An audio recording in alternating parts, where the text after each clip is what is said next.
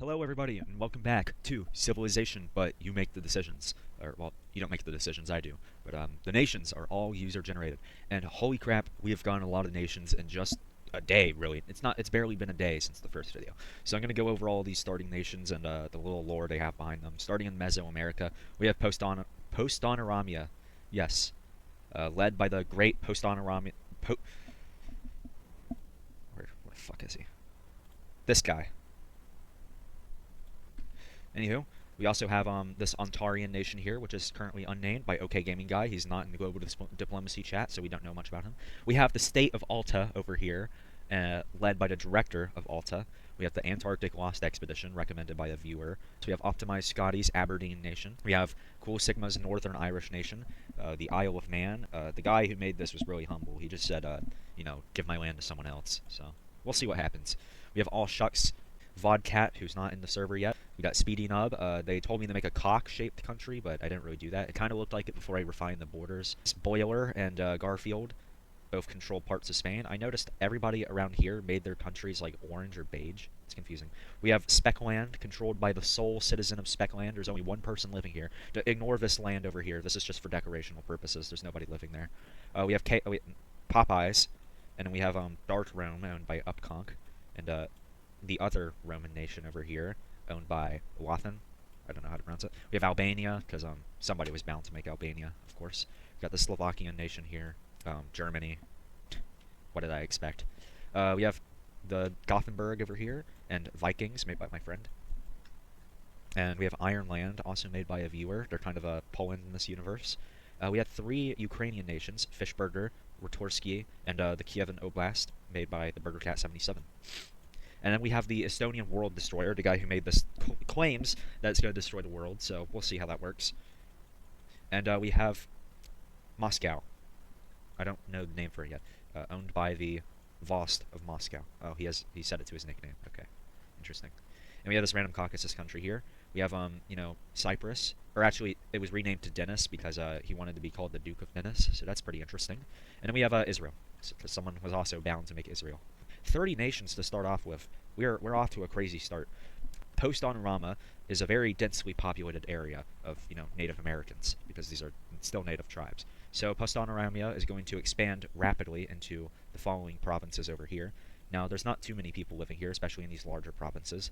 Basically, all these provinces out here have an equal population, but these ones are bigger, so it's more scarce. Jesus. So, yeah, Post-Onorama is growing rapidly. The Centaurian nation over here is not going to do much. They're going to, work on their economy a little bit. And their leader is kind of keeping on a down low right now. It's totally not because he's not in the diplomacy chat. But they're going to do small expansions around bodies of water to gain, more fertile farmland. And over here in New York, or Alta, they're going to expand around the surroundings of their city, up the coast. Trying to take over more of the New England area, I guess. So that's interesting. Here in the Antarctic Lost Expedition, they're doing a lot of, settling down because there's not much to do there. So they do eventually expand into this province. There's about, 200 people living here, so it's not very densely populated. Up here in Galicia, there's some mild border tensions between these two Spanish nations because they both want to claim this area right here because it contains valuable resources, like perhaps silver and gold, because this is the Iberian Peninsula. So they're gonna go to war over it. Yeah. Immediately the land of Garfield is going to begin pushing into this unclaimed territory, trying to claim the silver mines for themselves.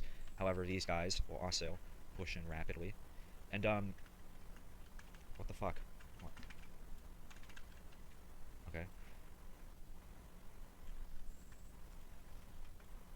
Eventually, these two reach each other, and they start beating the shit out of each other. Their men start attacking each other like wild animals. So up in the north, the Madrid. What would these people be considered? The Castilians. Yes, the Castilians in the north have a lot more success, but in the south, the Galicians have a lot more success. So it's really going back and forth. They're kind of just, fighting each other until somebody, which ends up being the Galicians, takes over the entirety of this land. I don't even know why this conflict began. They were kind of just... There's a lot of land down here. I don't know why these guys are fighting each other, but that's not for me to tell. Anyways, after the dust is settled, the Galicians are not satisfied. Oh shit. The Galicians are not satisfied, so they're gonna begin pushing into Castilian territory because they're assholes, I guess. And they're a lot more densely populated until you get over here to the Madrid area, and bad things start happening for the Galicians. They start getting pushed back rapidly. By the way, these battles are very small. It's like a few hundred people every battle because this world is not very populated. This land over here is still very guarded. However, they start making pushes back to their border and successfully kick out the Galicians. And ultimately, they reach a stalemate again. They're just kind of throwing rocks at each other until somebody wins. And ultimately, the Castilians do make the comeback.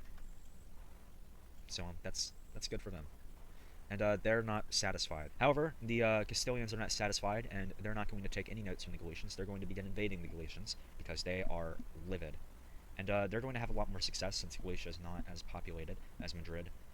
Now, Madrid does not have a lot of population in the countryside here. It's mostly around this holy city right here, considered the heart of Iberia, if you will. But they ultimately encircle the city here, and these guys are forced to give it up. They have to surrender. Looking at the treaty, the Castilians go a little bit easy on the Galicians. They take over the entirety of this land over here that was contested, and they take this one province right here from the Galicians. So they were pretty generous this time. Anyways, with their newfound glory, they're going to continue expanding down here and take over the rest of the contested land. And they incorporate it into their nation. The Galicians, kind of salty about, losing, are going to expand their country as well. A lot of these early events are just going to be minor expansions because these nations are still, there's a lot of land to go around. Anyways, the French up here are going to expand. Unofficial name for this country is Cockland because the guy wanted it to be shaped like a PP. Anywho, up in here in Britain, some things are happening. Specifically, some tensions, specifically between the four leaders here, except Peter. Except the Isle, man, they're cool. Anyways, the Aberdeeners up here are not very close with the Irish down here. We're not very close with the English down here. Anyways, Ireland is going to make expansions into these three provinces. Aberdeen is going to make expansions into the Isles over this way. The Isle of Man is going to do absolutely nothing. England is going to enforce a new rapid expansion policy that's going to allow them to gobble up all of these provinces over here. For the king, I guess. Anyways, over here in Popeyes, they take over the rest of Sardinia. Pretty simple. Anyways, another war is going to happen over here between these two Roman countries. They are not very friendly with each other, to say the least. They are adversaries. The Reds are probably one of the strongest nations because they have a high population, and within a few days they're going to reach this city, and they're going to burn it down, which is very unfortunate for the Greys. And they're going to just ravage this countryside here. Yeah, it's a very short war, and it seems all that rivalry was for naught. Looking at the peace treaty, the Romans have absolutely no mercy on this little nation here. In fact, their capital is entirely taken over, so it's gone. And these guys are not doing good, so they're going to migrate. They're going to do something new. They're going to migrate down. They're going to expand along this coast. A lot of people from the original lands moved down here, so they have a lot of land to fill, really. They established a new capital right here. It's down here in Speckland, something very unfortunate has happened. Somebody from the Grey Country over here has stepped foot on the speck. You know what happens when someone steps foot on the speck. Anyways, this person is, their guts are ripped out, their body is twisted until you can hear the pop. They're dead. So that sends a very valuable lesson to everybody that you don't step foot on the speck. Here in Albania, not much is happening. However, they are going to expand a little bit over here. This island and this part of Italy are also taken over by the Albanians. The Slovakians also expand a little bit, so Slovakia is looking a little bigger and chunkier. Anyways, over here in Ireland, not much is happening. Did I just say Ireland? Gothenburg. They are going to rapidly expand. They're another rapidly expanding country because they have a lot of population. They need to fulfill this population. They need housing land. This universe, I should note, it's beginning a lot farther in the future than ours did. This is like, this is like 1000 BC.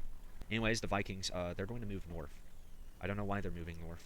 They're also the first nation to kind of dabble in naval technology because it'll be important later, trust me. So the Vikings are indulging in naval technologies, and instead of, going through the Norwegian mountains over here, they kind of just skip around and build little outposts. Over here in Moscow, the leader, the Vazd, he creates a rapid expansion policy like a lot of other nations, typical for a Russian state, if you will. He also rapidly develops the capital, and Moscow is growing very, very fast. Ukraine, not too much is happening. However, Crimea over here is going to conquer the rest of Crimea. Yeah, revolutionary. We're going to see these two nations expand down and up to kind of meet up along the Dnipro. So good for them. These three nations are pretty close in relation.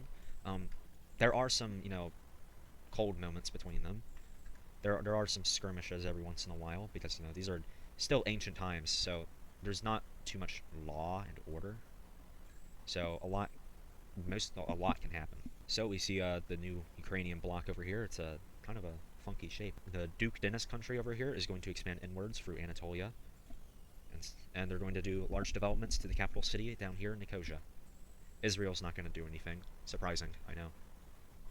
And the Caucasus, they're not going to do much. They're mostly neutral. However, Caucasus expands east a little bit. It's not very noticeable, but it's there. Anyways, I think now's a very good point to leave off the video. Mostly just nations expanding. There were two wars between, these two Iberian countries, this whole fiasco over here, and the two Roman countries. They both kind of fucked each other up. I'm not saying these guys didn't take any casualties. They took a lot, These guys fought pretty hard, but they didn't fight hard enough. And we'll probably have to wait a while to see their revenge, if that ever happens. Anyways, thank you for watching. If you want to create your own country, just leave a comment, and you will be added.